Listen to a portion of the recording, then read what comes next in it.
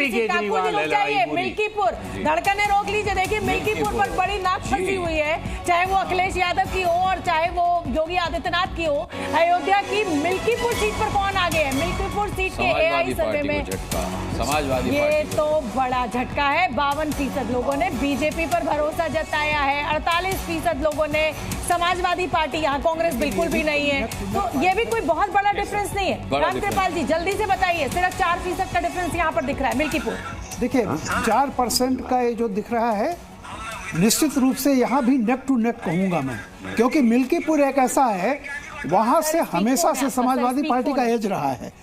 तो इसलिए मैं मानता हूं कि अगर ये है तो निश्चित तौर पर बीजेपी की बहुत बड़ी जीत होगी है, अगर ये निकलता है तो। मैं एक बात और बता दूं आपको कि कारण ये रहा है कि जब बहुत राम का आंदोलन था तब भी मित्र सेन यादव मिल्कीपुर से जीतते थे, अयोध्या से। ये तो आप मानेंगे कि जो दल सत्ता में होता है उपचुनाव में जीत एक एडवांटेज उसकी होती है, इसीलिए मैं कह रहा हूं। ये तो आप मुझसे सहमत होंगे अक्कू जी? अक्कू जी ये बात शायद अखिलेश यादव जानते थे क्या, इसीलिए वो इतना आरोप लगा रहे थे चुनाव प्रक्रिया को लेकर? सुबह से भी आरोप। अब आप राजनीतिक दलों के नेताओं से के आधार पर बात करेंगे तो कोई मतलब नहीं, क्योंकि पहले से वो भूमिका तैयार कर लेते हैं। ईवीएम खराब है, यहाँ बवाल हो रहा है, अफसर काम नहीं कर रहा है, चुनाव आयोग बर्बाद है, हमारे लोगों को। लेकिन मिल्कीपुर में सचमुच अगर बीजेपी जीत जाती, जिसकी अभी भी मैं कह रहा हूँ कोई मुझे संभावना नहीं दिख रही है, वजह सिर्फ ये है क्योंकि मूल रूप से खड़े, नाम भी ले लिया मित्र सेन यादव का आपने, अब पारंपरिक सीट सीपीआई सीपीएम से लेकर के और सीपीएम की, फिर उसके बाद समाजवादी पार्टी की रही है। मैं ये नहीं कह रहा हूँ, देखिए मैं आंकड़े से नहीं, लेकिन मैं कह रहा हूँ कि ज्यादा संभावना ये थी कि यहाँ से समाजवादी पार्टी इसको रिटेन करती।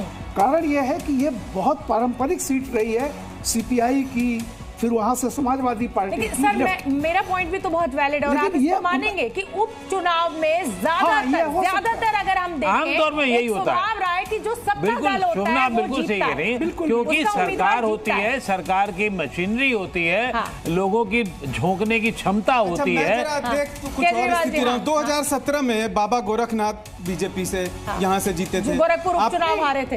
अरे मिल्कीपुर से आप लोग ऐसा बता रहे हैं कि यहाँ पे सपा की ऐसी पारंपरिक सीट है, उसका जानते हैं। एक और उसमें आपस में मैं बता रहा हूँ ना आपको, अभी 4% का जहाँ मार्जिन था वहाँ पे आपको लग रहा था कि फंसी हुई सीट है, यहाँ 4% का पूरा केंद्र और राज्य की सरकार एक असेंबली बाय इलेक्शन में लगी हुई है। आपका एग्जिट पोल 4% का देख लो ठीक से। और वो सीट जिसमें कि 2017 में बीजेपी जीती, 2007 में बीएसपी जीती, सनातनियों का आशीर्वाद मिल गया है, एक बार बीजेपी जीती है वही दो। अरे सर तो एक बार ही जीतेगी ना, समाजवादी पार्टी कितनी बार? 2 बार जीती है। अरे उसकी कहानी सुन लीजिए। मिल्कीपुर में जीत गई तो बहुत बड़ा इतिहास हो जाएगा, बीजेपी की जीती हुई सीट है। जी कुछ वैलिड पॉइंट दे रहे, बोलिए रामकृपाल जी। नहीं मैं ये कह रहा था कि देखिए एक 2 बार की पारंपरिक सीट हो रही है। उस दौर में अयोध्या से मित्र सेन यादव जीते थे, जबकि बीजेपी की बहुत बड़ी भगवा लहर थी।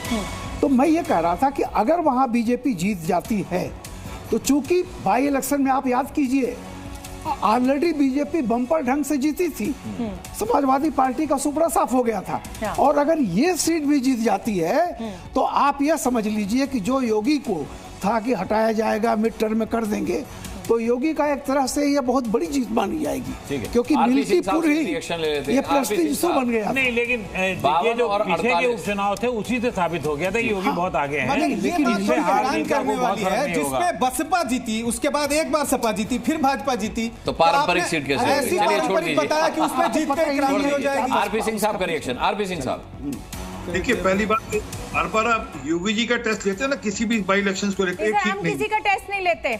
आप लोग खुद ये बता देते हैं नाक की लड़ाई, आप राजनीतिक दल ये इसको नाक की लड़ाई बना देते हैं। हमारे लिए तो हर सीट बराबर है। राजनीति में हमारे लिए तो हर चुनाव नाक की लड़ाई है। वो एक म्युनिसिपल कॉर्पोरेशन की एक सीट का हो, मैं एक मिनट बोल दूं बहन, वो म्युनिसिपल कॉर्पोरेशन की सीट का हो, चंडीगढ़ के मेयर का इलेक्शन हो, चाहे वह अभी पानीपत के अंदर होने वाले या सोनीपत के अंदर होने, जो यहाँ पे लोकल बॉडी इलेक्शन, उससे हम तो हर चुनाव को नाक की लड़ाई लड़ते हैं। हम तो हैदराबाद में भी जाकर नाक की लड़ाई लड़कर आए थे चुनाव के अंदर, परंतु उसका कोई योगी जी के साथ उनका भविष्य टंगा हुआ है, ये सब ठीक नहीं है। योगी जी पॉपुलर मुख्यमंत्री हैं, अच्छे मुख्यमंत्री। आरपी सिंह जी, आप ये तो मानेंगे कि जब लोकसभा में अयोध्या सीट आपसे निकल गई तो सबसे ज्यादा किरकिरी उसमें योगी सरकार की मानी गई। अब मिल्कीपुर के चुनाव में योगी आदित्यनाथ ने स्वयं, मतलब जिसे कहा जाए कि उपचुनाव में उन्होंने खुद पूरी ताकत झोंक दी, तो ऐसा तो नहीं माना जाएगा कि अगर जीत होगी या हार होगी तो योगी आदित्यनाथ को उससे अलग रख दिया जाएगा?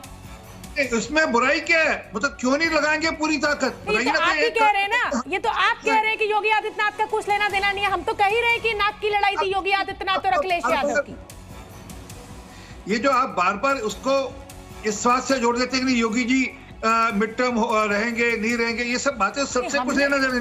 सर, ये आपकी पार्टी की भीतर की बातें थी, ये हमने नहीं कहा था मीडिया ने। रामकृपाल जी मुझसे सहमत होंगे, ये आपकी पार्टी की भीतर की बातें थी। रामकृपाल जी, आरपी सिंह जी का जवाब दीजिए। देखिए वो अलग, आरपी सिंह साहब अपनी पार्टी की लाइन को कहें, लेकिन ये बात देखिए सही है, जो वहाँ की राजनीति को जानते हैं कि बाई इलेक्शन में जो रिजल्ट आया था उससे समाजवादी पार्टी की साख बहुत हद तक खत्म हो चुकी थी।